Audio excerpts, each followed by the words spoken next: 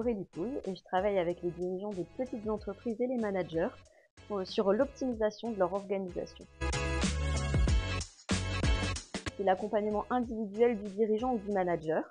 Donc mon but, c'est de leur permettre de gagner en efficacité dans leur vie pro pour retrouver un équilibre entre leur vie professionnelle et leur vie privée. Je propose également des accompagnements d'équipe où là, le but, c'est de faciliter le travail d'équipe, de travailler sur la communication, définir le rôle de chacun et donc de permettre aux équipes de travailler plus efficacement ensemble.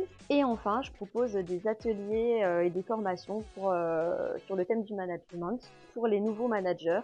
Souvent, les personnes qui sont nommées managers sont techniciens, experts. Donc on peut être un très bon expert, mais ne pas avoir des compétences managériales, ça s'apprend. Et donc l'idée, c'est de les accompagner, de leur donner les clés pour leur prise de poste. Je pratique des accompagnements depuis maintenant 2 ans, lorsque j'ai commencé ma formation, et j'ai créé mon entreprise l'an dernier. Un cahier, un stylo.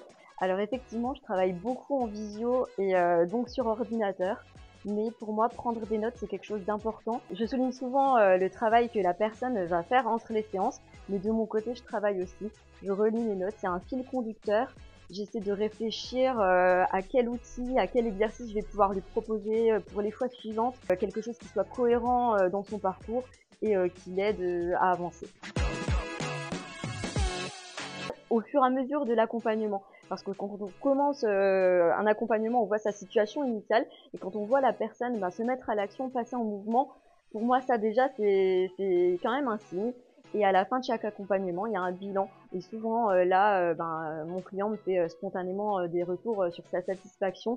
Il voit le chemin qu'il a parcouru pendant un accompagnement, le changement et les clés qu'il a trouvées pour par la suite être autonome et travailler de façon différente. Tu n'es pas entièrement satisfait de ta situation, alors change, fais quelque chose.